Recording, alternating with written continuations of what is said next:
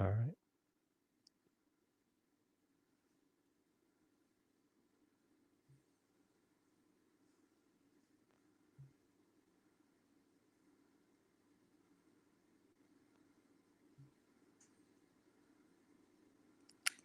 Are you tired of watching shows that only give you general social media theory and expect you to figure out how to apply it to your own industry? Join us for this week's episode of Social Chatter, the industry's longest running social media marketing news talk show. Not only will you learn the latest breaking news, but you'll also gain practical advice on how to apply it. Now here's your host, Christian Karasiewicz.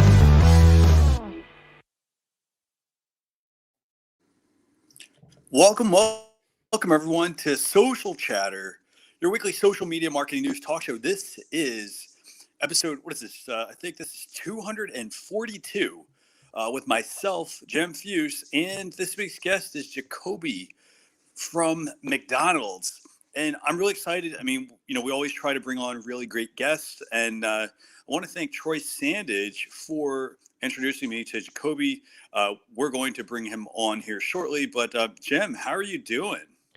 Hey, it's great to see you, Christian. And in case people are wondering why things look a little different today, this is the example of what can happen with live streaming and the internet. So I'm actually producing this show for Christian by being on the dashboard, and Christian is on a cell phone if you're wondering about his black borders there. So it just shows you have to be flexible and have to be planning. And of course, we're getting ready to launch a podcast, Launch Your Live, about how to help you get your live stream shows started. But yeah, really excited to have Jacobe Hollins on the show today.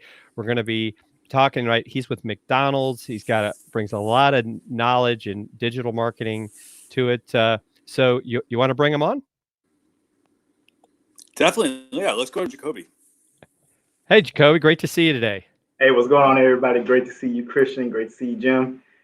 Actually, right now, posting on Instagram to tell people to join on. I didn't know it was going live, so it's going live. I got to post. Yes, I like your sweatshirt, by the way. What does that say?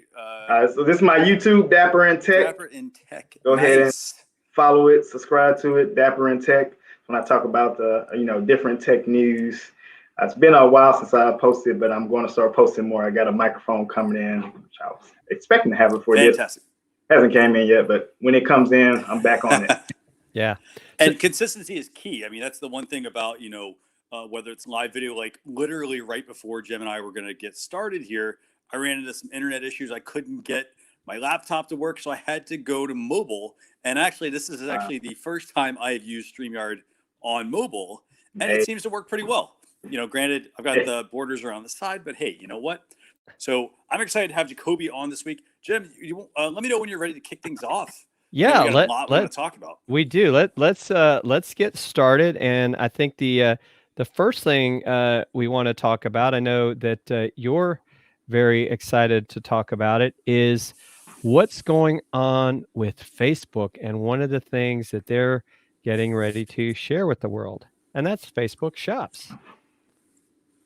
Finally. So what are these Facebook Shops? I mean, okay, I know Facebook pages, they already have the ability to add shopping via a page template, right? These shops, Jim, do you want to tell people about them?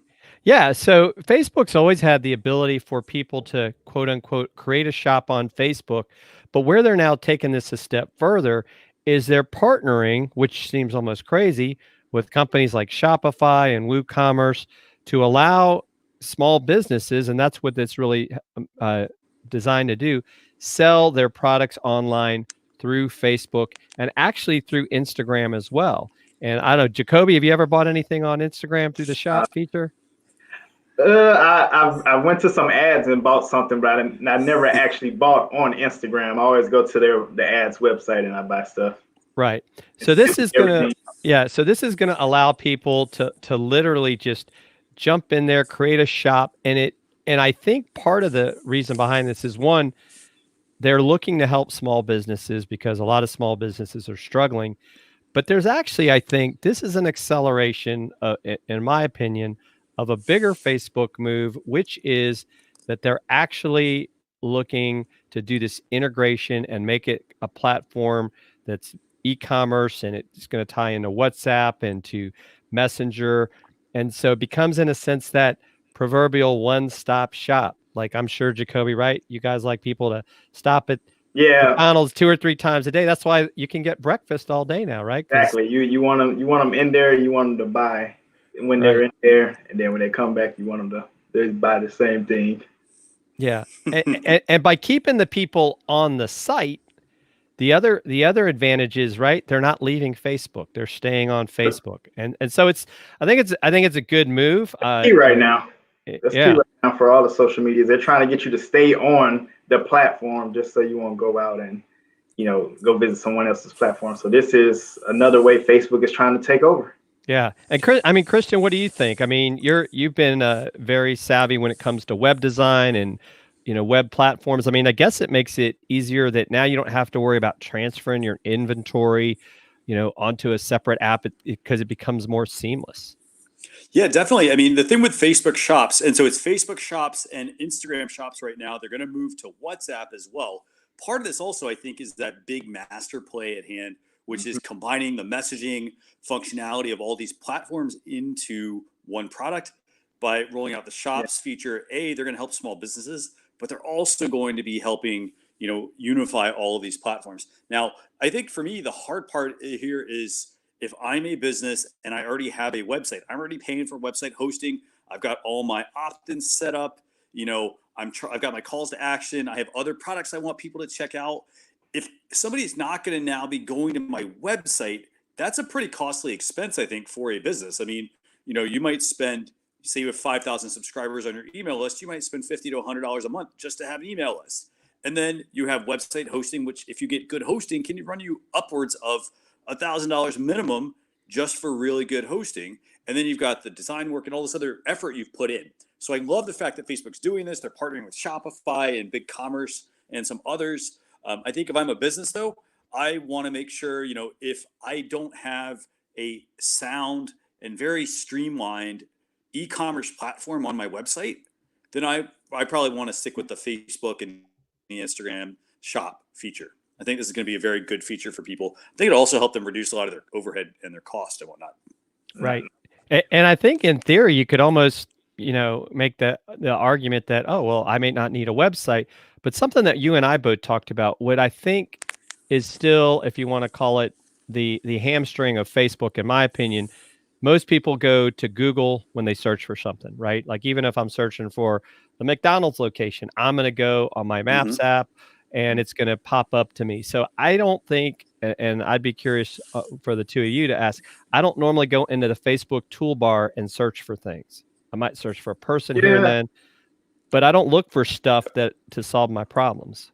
Yeah, not really going in here to search for much on Facebook, but it's interesting, and I want to see how this. I think this may play out really well in global markets, but I want to see how it will play out in the U.S. just because of the trust of people have from a consumer standpoint. A lot of people don't have as much trust as they used to have in Facebook. As people accounts get hacked, now my credit card information is going to be linked to Facebook because I'm buying something on Facebook. So I'm curious to see how that will play out. I don't think people will be as likely to come here as they would to be just go on someone else's website, order from there. But we'll see. And that brings up a really good point, actually, Jacoby. So, like, if I want to go buy something, for example, and I was actually reading an article on this earlier, and it talked about how I go to Google and Google helps me find websites and things like that, right? However, if I go and want to actually find a product really quickly, I go to Amazon or I go to search, for example, and Google is going to actually get me to Amazon actually, instead of having to sift through all these websites. So I think it's going to be a very, you bring up a good point. I mean, do I trust the website or do I trust, for example, the social media platform? Because just because they show up on page one on Google does not necessarily mean they are, the de facto standard, the place I should go shop from. Because anybody can build a website and make it look really good, I think, as well. But very, very, very interesting points going on, I think. Yeah, and a couple questions. Tim Sohn, good to see you, Tim. He says Facebook already had a Facebook shop. Has it been changed? And I would say definitely from a functionality standpoint, I think it kind of goes back to where it's going to automatically allow you to tie into things like Shopify and WooCommerce and BigCommerce, where it wasn't doing that before. And then, Chris Stone, good to see you out there. And Scott Ayers likes that you have a different background today. And interesting, Tim does do search in Facebook, and Scott does search for local restaurants on Facebook. So there's a couple people doing it. I just haven't gotten to the habit. I think I'm along the lines of Jacoby, where I tend to I use Google when I want to search for stuff because one, I want to see those reviews. I guess I trust Google more when it comes to reviews, and just the hours are easy to find and things like that. So sometimes, like, if you've ever had a chat bot on your page, you see like people are always asking, when are you open? Right? It's like it's in the about section. You just got to look for it. So it's not always easy to use. So are we ready to move on? You know what, this shop feature, I would like to see Facebook do something with Marketplace, and along the lines of, maybe I probably would feel more trusted if I gave my money to Facebook via the Marketplace platform, just because I've used the platform before, but it can kind of get scary when you're meeting up with people that you don't really know. You're going to random locations. So it would be cool if Facebook found a way to, how can we minimize the security of maybe doing transactions through Facebook and having it go somewhere to a locker like Amazon and UPS has it, where you put in the locker and you get it there, then you get your money. But that would be a cool feature if they could make this work with Marketplace. I can see. Good point. Right. And Scott brings up a point too. He wants to see if his friends have gone to a restaurant or left a review. He can see their hours, current menu, especially right now with closures. And I think it's a great point, Scott. I think that the problem has been that some of these companies, small businesses especially, don't tend to realize those are some of those important things they should put out there, or how to put them out there. But you guys don't have that problem, do you, Jacoby? Nah, we don't. We don't typically have that problem. By the way, Tim, one last thing, by the way, before we switch topics, by the way, as far as the Facebook and the Instagram shops, you are going to have, like, if you go to your page and you do not see the shop feature, so going back to Tim's comment earlier about the shops feature, you are going to have to make sure your page has the shop template turned on. Right. So that's under settings, under page templates on the left, and then select the shop feature. That should then trigger the new Facebook shops functionality. So sorry for cutting you off there, Jacoby. My signal was a little bit intermittent there. That's all good. All right. So now we're gonna talk about, because it seems like that Jacoby is an Instagram guy. Maybe he does other stuff too. Supporting well-being with guides on Instagram.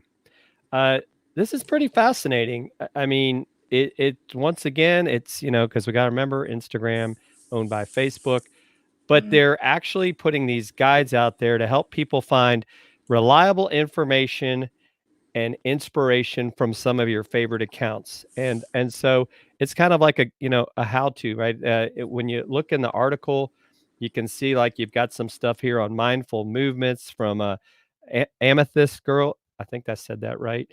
Some stretching things.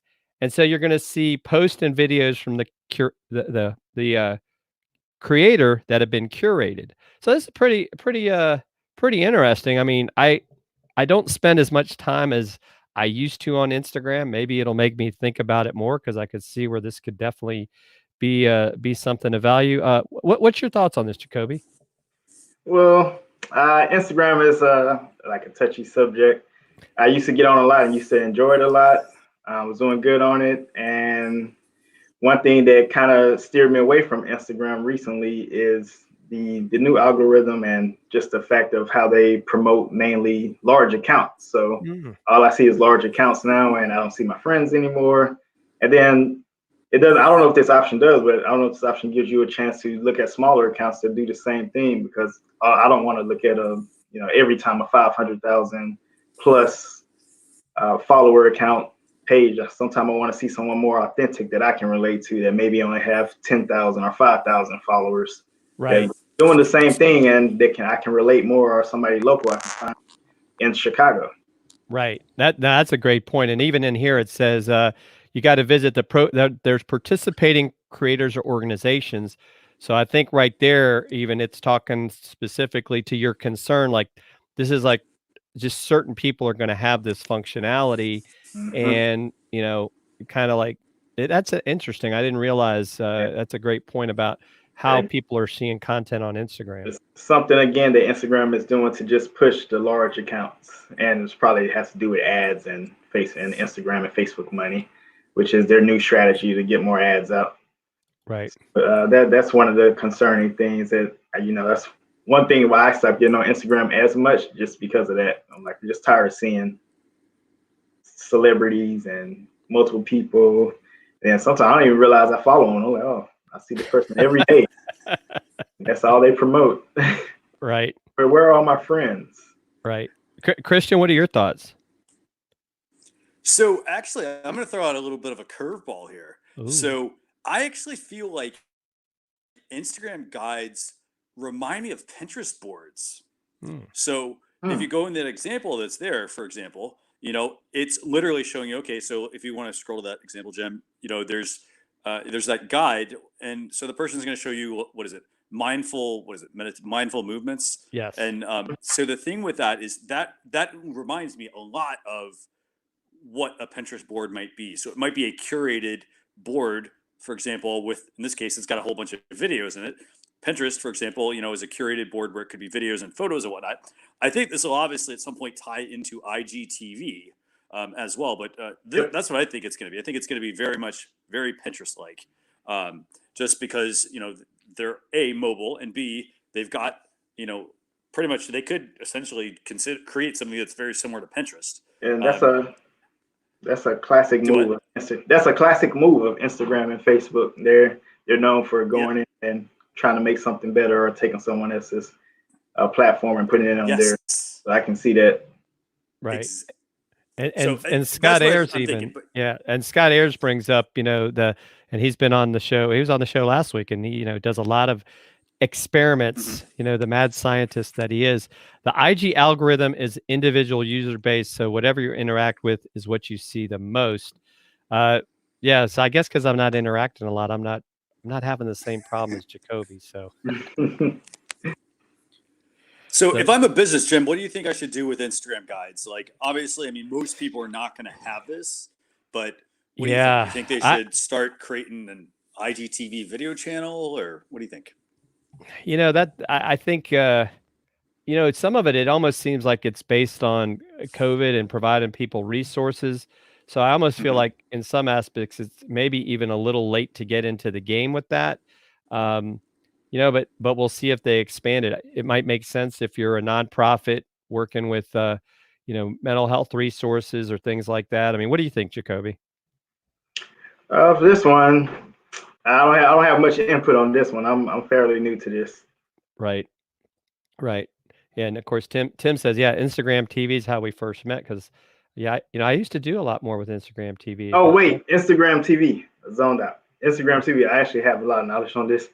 Instagram TV. I like the feature because it allows you to, I guess, almost do the same thing we're doing here on YouTube. It allows you to put more video out there longer. You just have to get used to doing it in portrait mode, like shooting your video in portrait. So I'm not sure how well versed everyone is on that, and just getting that figured out. But most of the time, it's better for portrait videos and quick videos that can extend the videos that you're looking to on IG. I use it a lot when I'm scrolling through IG and I'm looking at some news, or I'm looking at someone posted some crazy video, and if I find it interesting, I just go see the whole thing. So I like it because I can just skim through the parts I want to see instead of having to watch the whole video over and watch it over again because I missed one part or I want to hear that part again. IGTV just allows me to do like a YouTube and scroll back. Right. But I would say, as far as creators, I would think they would still go to YouTube, since they can grow their YouTube and then get paid from it. IGTV, right, from my knowledge, hasn't allowed that. Well, and you got the search functionality, that's tied to YouTube. You've got Google search. You've also got, obviously, recommended videos. So if somebody's watching one of your other videos, they can easily find maybe something else you've published. In addition to that, you've also got now chapter markers. I mean, I think IGTV's got a long way to go. They got a lot of big steps they need to take to catch up if they want to get people to use it. Exactly. Yeah. Right. So Christian, I'm thinking, since we've been talking about Facebook and Instagram, there's some other really big news regarding Facebook. You want to talk about their latest acquisition? Oh, I think he got muted for a second.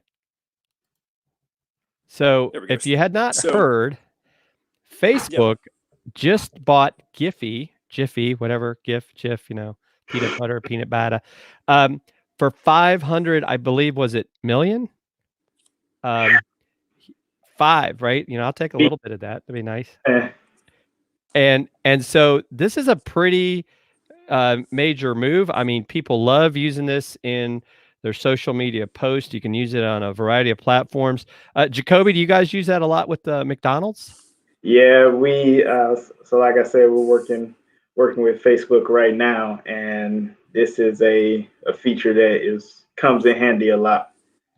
Just from a regular consumer and then from a business consumer, having that platform and having them able to buy it, buy it out. If you are partnering with Facebook, it allows you to, in a way, put your own content out there without having to create content, because you don't have to worry about the legalities of it either. Like, oh, is this approved? Do I have the legal approval to post this? Well, since Facebook bought it and using Facebook, then now we can post it because Facebook owns it and they gave us access to do it. Right. But it definitely helps from a corporate standpoint. Scott Ayers brings up a great point, and I actually read an article about this the other day, though, because now Facebook owns this, right? You've got platforms like Twitter and some others that allowed people to use this. Are they going to continue to allow that to happen? Because now, in a sense, they're tying into Facebook having this data. So it'd be very interesting to see. And then I know a good friend of mine, Tim Lewis, has created a lot of his own custom GIFs. So is he, in a sense, is he giving his stuff over to Facebook, and is he going to be happy about that? Because, some people actually had created their own channels. I mean, what do you guys think about that? Do you think some of these platforms that allowed Giphy to be used are going to have second thoughts now? I think it matters what Facebook wants to do with it. I mean, if Facebook wants to continue to take over the world and charge people to use Giphy, people may use it, people may not. Right. Because you can't create your own custom GIFs, and there's several people who've got some videos they could out theoretically there. No, go ahead, Christian. Yeah, Jen. I was gonna say, I mean, the couple of things that stand out to me for this, one is what's going to happen to all of the other sites that are obviously that rely on animated GIFs, for example. I mean, I could see another company popping up. I mean, I'm sure there are probably some other competitors out there, that have, a library, but maybe it's not as big as the one that Giphy had. So maybe they'll come up with something. But then in addition to that, it does make me wonder, how much are people going to, I mean, I don't think animated GIFs are going to go away, but do you think that, people are going to shy away from using Giphy because now, hey, that's more data that I'm giving Facebook? I'd love to be able to, for example, run an ad to people that run animated GIFs, for example, in comments or in a post or something like that, to be able to get some certain things in front of them. But it does make me wonder, like, hey, we're giving Facebook more access to a user potentially. So that's my big thing. Yep. I think the bigger thing is not so much the users. I don't think the users right now are going to care so much because they're just like, hey, I'm just sharing an animated, GIF. It's just something to be fun. They're not thinking about data. But I think it kind of goes back to Scott's point is, are the platforms that you normally used it on now going to say, no, you can't use this anymore. You're going to have to come up, either they're going to come up with a new program or, so it'll be interesting, especially if Facebook says, well, if you want to, use our API, you're going to have to do this or that. And I'm sure there could be, I would think there's money involved somehow, some way. So I mean, it's interesting. I'm sure the Instagram users will be excited about that as well. And so any other last thoughts on this, guys, or we can move on to the next topic? Kudos to Facebook. They're going to make a lot of money for sure. So this next one, we're not going to spend a lot of time on it, but it's, to me, and I think Christian and a lot of other people, pretty significant. And that is that just actually just like 2 days ago, earlier this week, um, StreamYard had a very significant move. And let me see if I can find it. Well, I will just talk about it. You can now see LinkedIn comments in StreamYard. Yesterday on the Tim and Jim show, we had, some viewers on our LinkedIn channel. We're actually able to share the comments on screen, just like we're doing here today with these Facebook comments. I think that I know LinkedIn Live broadcasters everywhere, we're extremely excited because now when we're multi-streaming, now we're not having to sit there and like talk about like, hey, Jacoby was asking this question over on LinkedIn. We can now show it on screen. Think it's a great enhancement, and excited to see what other stuff may develop from that. What are your thoughts, Christian? I think overall this is a really good move by StreamYard. I have not seen other platforms like, for example, this week Restream finally allows you to invite guests on their platform. I've not seen anyone else have the ability to bring in LinkedIn comments, and the fact that LinkedIn is, as you know, Jem, I mean, it's a great platform from a business perspective. I mean, Jacoby, I know you seem to be using it a lot as well. I think that LinkedIn is.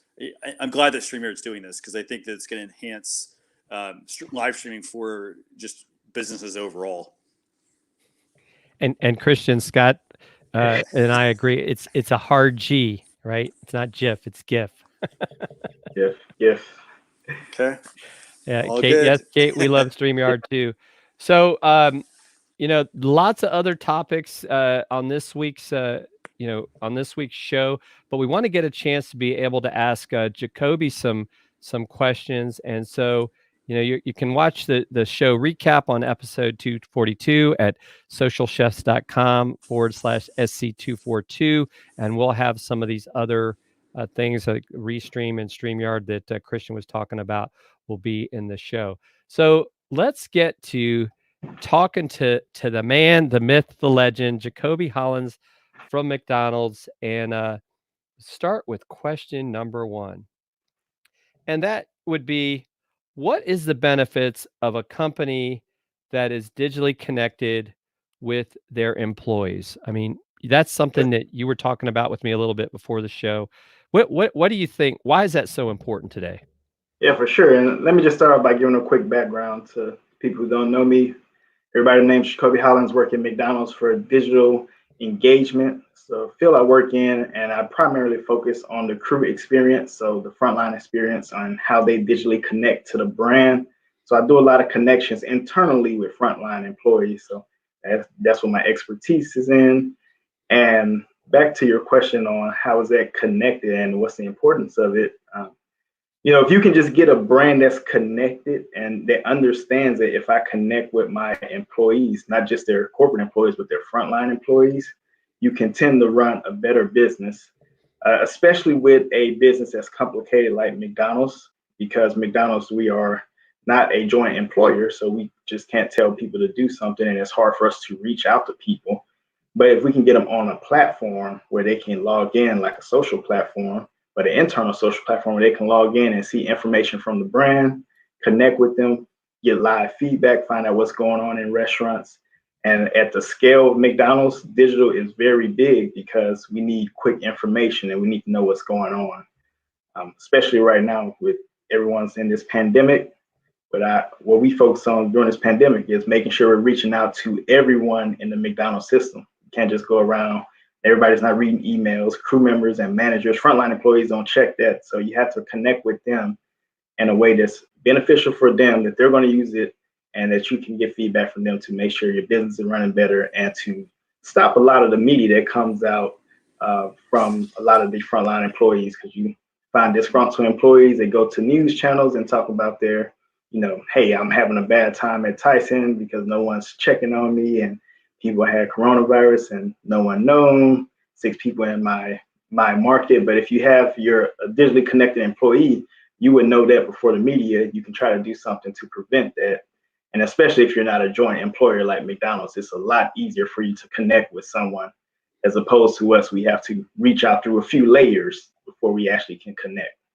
And Jacoby, how specifically, I mean, without giving away any trade secrets, how are you guys doing that? Because I think what you're saying is a little different than what I think our next question is going to be about. But so how have, as me as a McDonald's employee, how am I able, say as an example, to digitally connect with you who's up at the corporate level? Yeah, so I mean, we're doing it through a partnership. We at McDonald's, we use a lot of, we have what we call a three-legged stool, where we have a supplier and the franchisee and then the corporation.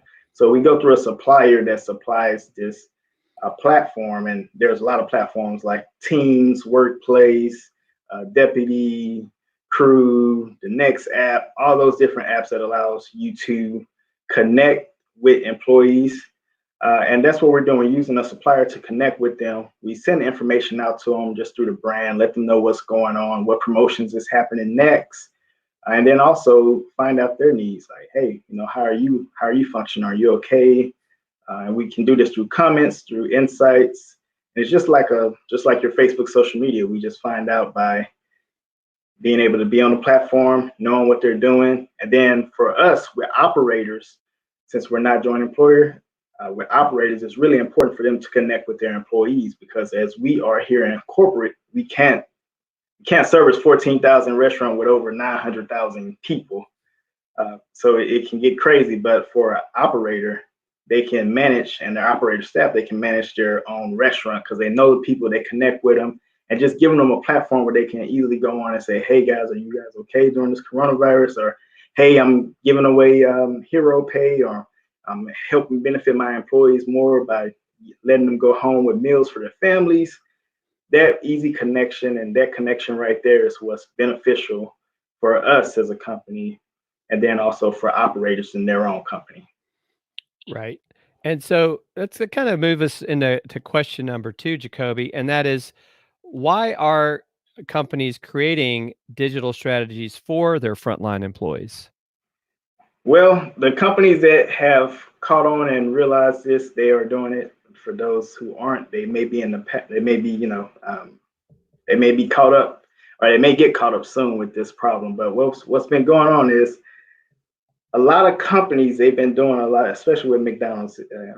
We started mainly focusing on the customer experience. Let's give them kiosks in the restaurants. Let's put these new cool digital drive-through boards. When you come to the drive-through, you see all digital. When you come in, you see a digital menu.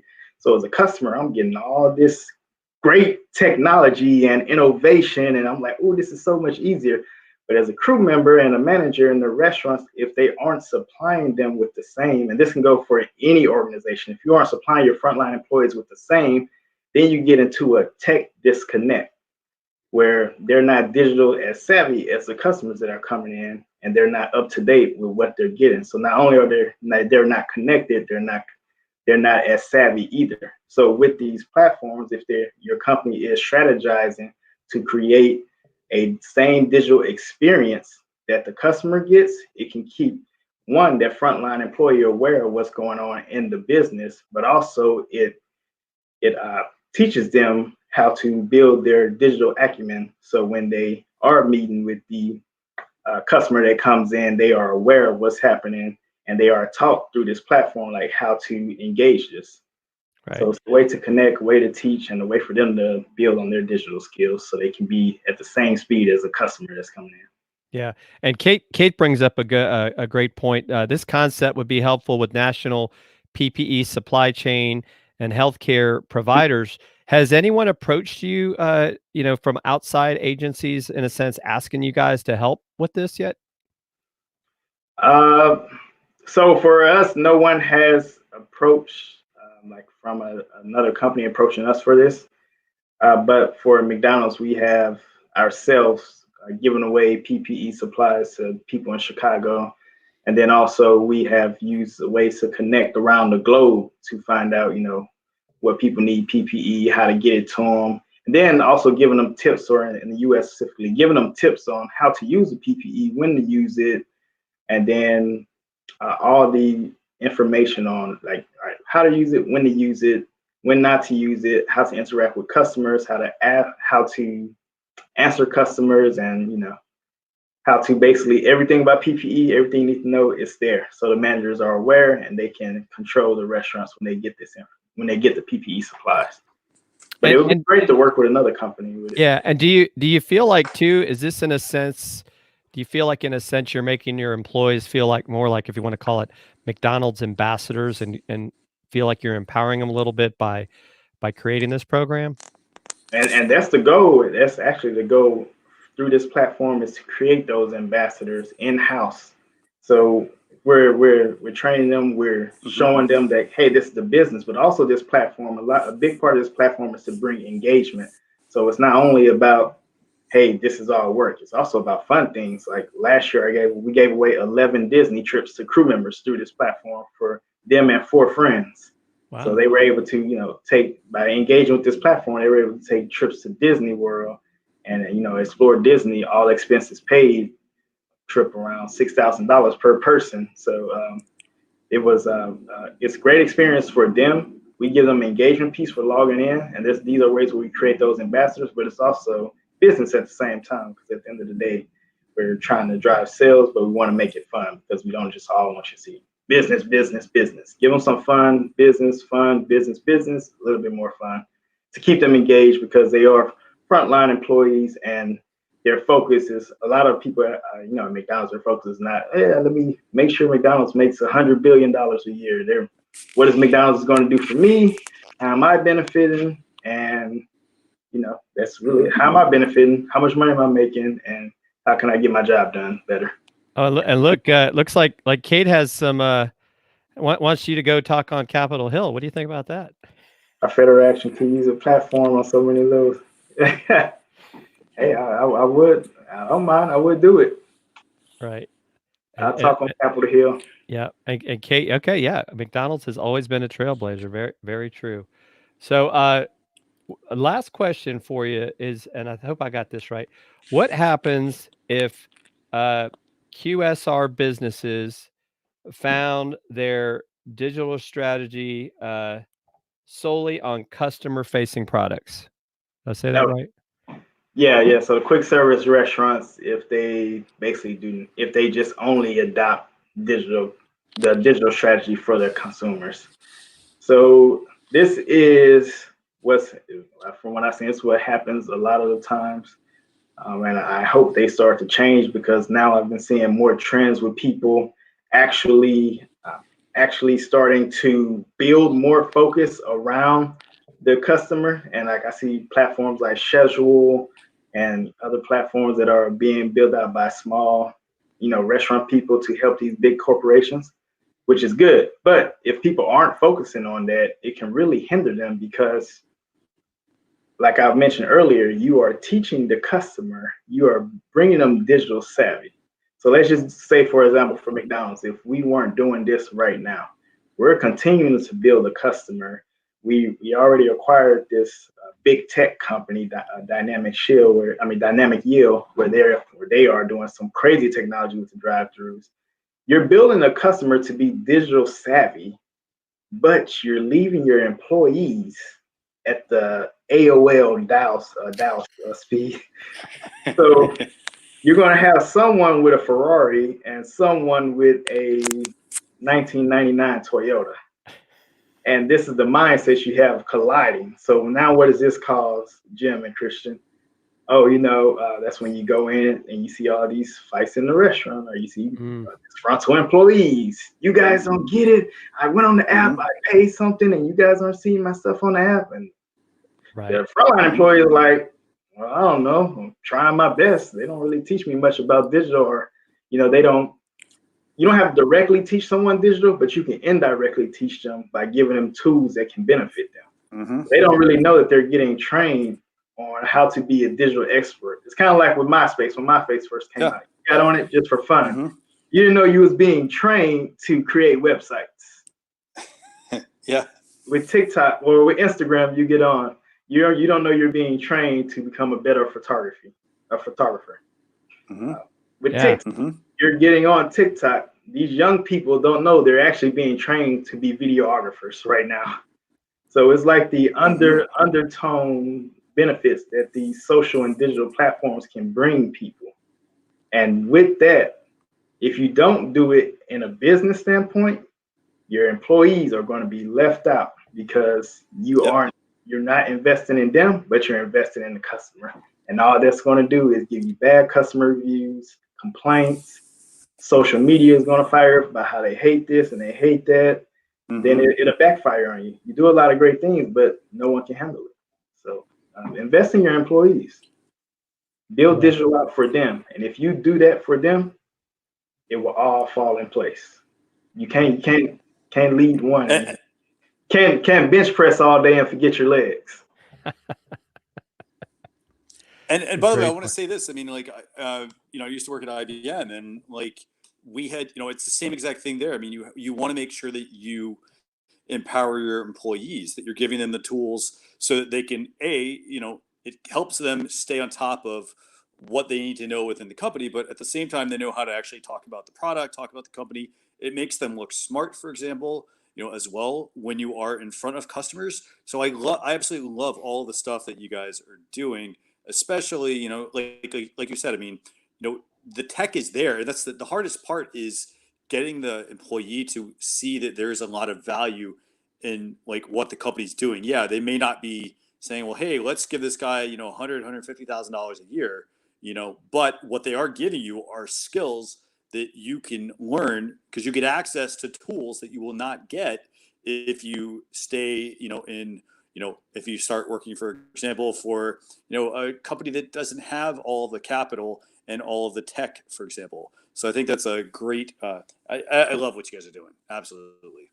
Yeah. And I mean, that's my goal is I want to build something out for if a 16-year-old comes to work here and he works at McDonald's for a year or, 6 months, 2 years, but he gets the opportunity to learn, technology from the actual restaurants to benefit in their technology. And then from us on what we push out to them, then an 18-year-old goes to college, go be a software engineer to, create something that's going to change the world. At least I know that I had a start to actually help him or help her realize that, hey, this is really cool. I want to further my digital acumen. I want to build that. I want to learn how to do this.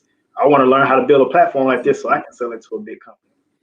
That's a great point, Jacoby. And I mean, today's kids are growing up in this digital world, so they're much more comfortable than some of us older folks.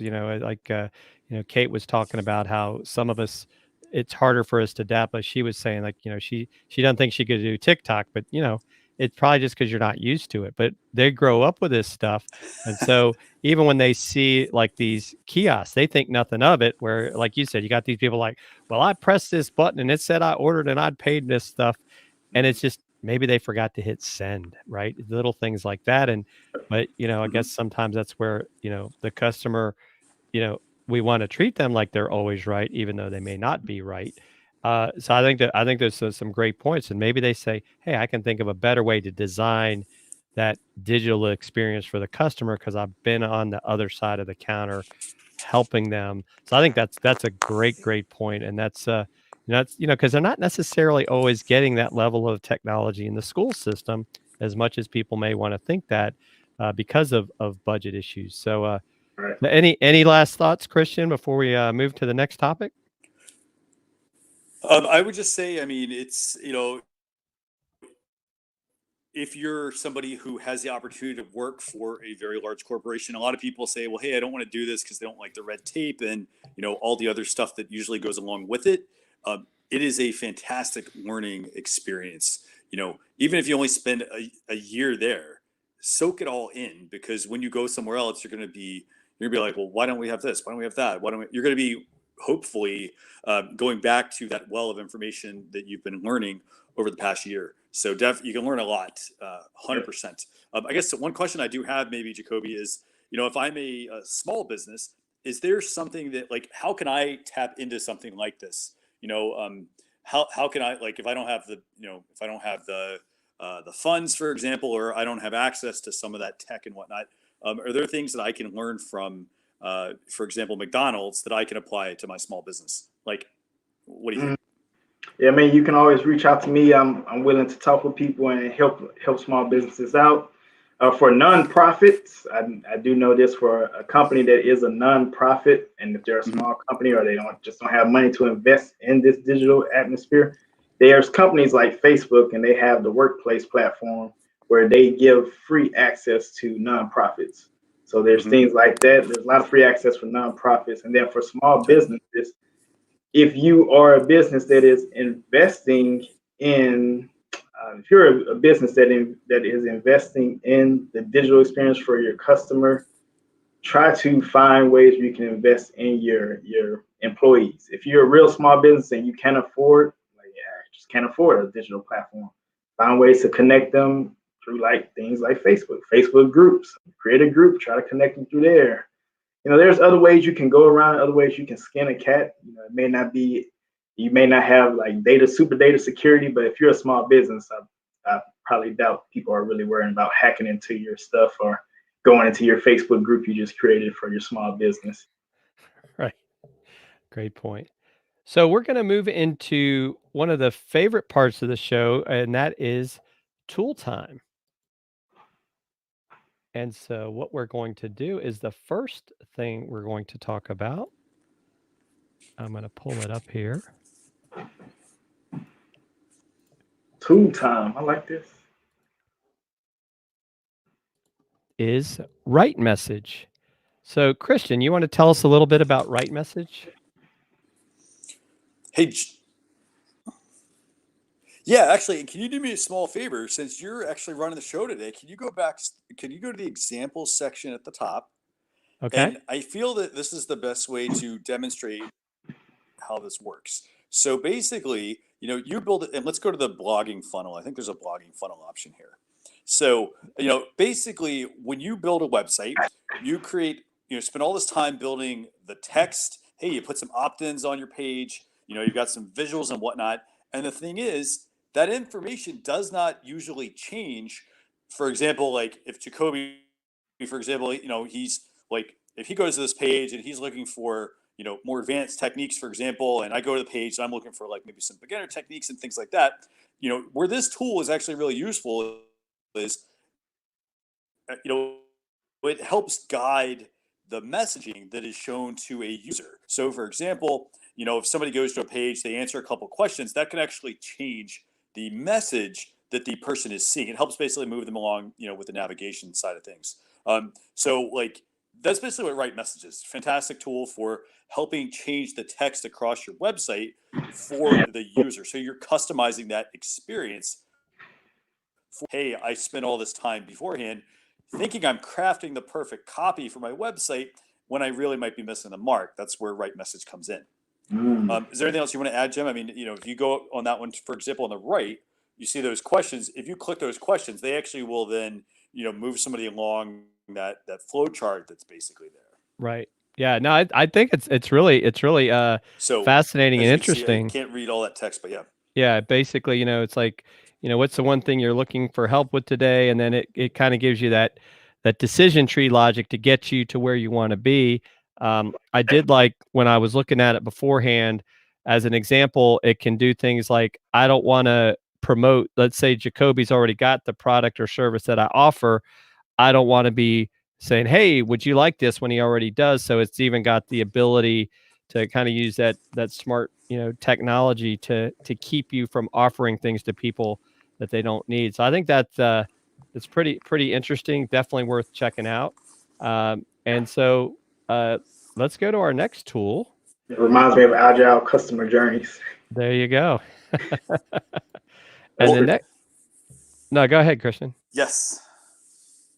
Are you ready for the next one? And Jen, before you pull up the next tool, actually, so Jacoby, actually no. So customer journeys, why is the customer journey important, Jacoby? Well, if you don't build your customer journey, then you won't have a big plan. You won't have that plan to really guide your product that you're pushing out. So before you even create the product, it's important to create that customer journey. And when you're creating this customer journeys, I advise, one way we did was a new way recently where we brought in actual customers and we had them create their product they wanted and how they would use this product. So they helped us create their customer journey. Now, if you're a big corporation, you can do that. Bring the people in. Like, we brought our frontline employees in from all around the world, and we had them create what they wanted. We build our customer journey based on what they wanted. So we know the product they want. Now, this is how the product is going to function once they're in it. So you log in. What's the first thing you do? You put your email, password in. All right, what goes? They log in or they don't log in. What happens from here? All right, after that, they view the content on the wall. What happens after that? So it is very important to create that plan, because if without that, you won't really know how to structure the platform or even speak on it. Right. And another company that's done Definitely. that and actually saved themselves by going that route, I would say, is Lego. Right. Lego is very involved with their customers, and they were almost out of business at one point, but when they flipped it around to really make it a customer centric company, completely changed the landscape for them. Those are great examples. Same thing happened with McDonald's as well. Back in 2014, 2013, we were a lot, this is before I was actually in the company, but we were a lot focused on, we knew what the customers wanted, and we knew the journey that they would like. We were more so telling the customers, this is what you like. And then that customer mindset switched, and it was like, no, this is what we like, and you need to listen to us. So yeah, that's big. Yes. Yeah. All right. And so now we're going to go to the you next should tool. spend- I mean, you ready? Oh, go ahead. Yeah. All right, I was going to say, you should also, sorry about that. My connection's a little delayed. So, you should spend time like getting to know your customers. For example, if you're a small business, identify some of your best customers, people that are always engaging with your business or commenting,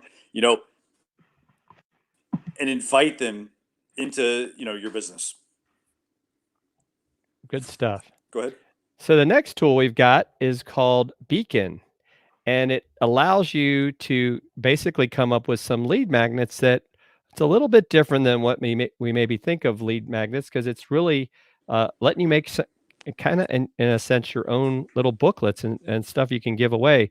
I know, Christian, you've been really excited about this and looking at using this product. I mean, tell us some more about it, because in case you guys don't know, Christian is like the tool geek.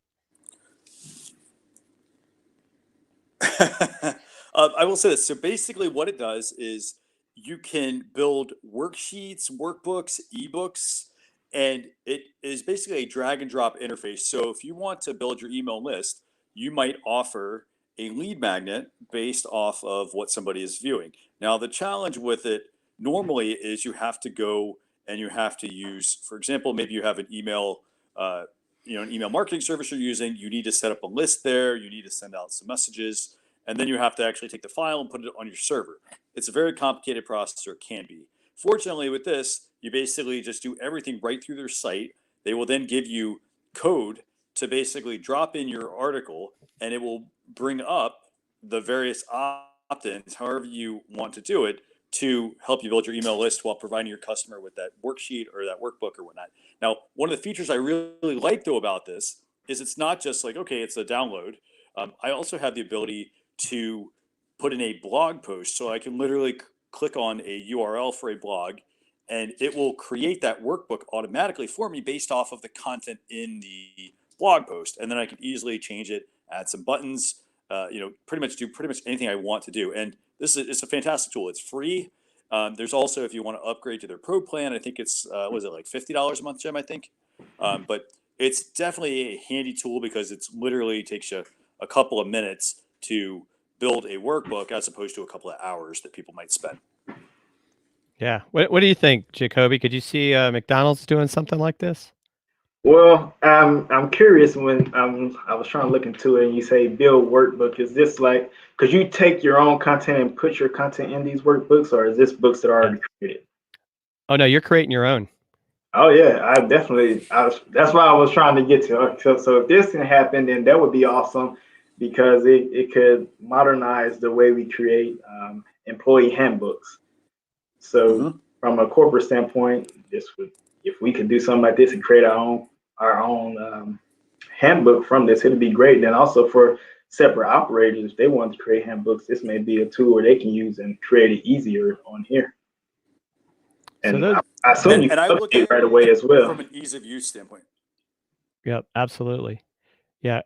And so those are a couple of tools that we have this week. And so you can get a recap of today's episode 242, once again at socialchefs.com/SC242.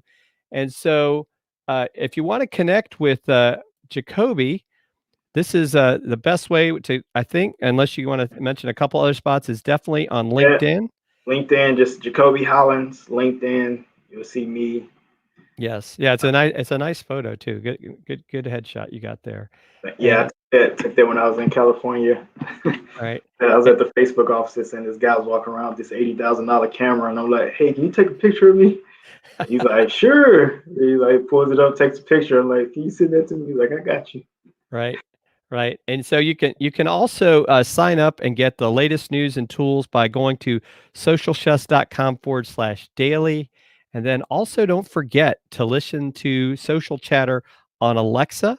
And you can see down there in the bottom. In fact, I was listening this morning on my, I'm surprised she hadn't said anything to me yet. Because it's here not nearby, and listen to what's going on, and make sure that you watch on Facebook or YouTube. You can catch us live or on replay on those channels.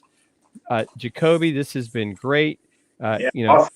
Kate, thank you. Yeah, Kate was Kate. probably our biggest fan, and Kate wants you to get up with her, Jacoby, because I think she was serious about that. Definitely have to. Need to get her information. She's on.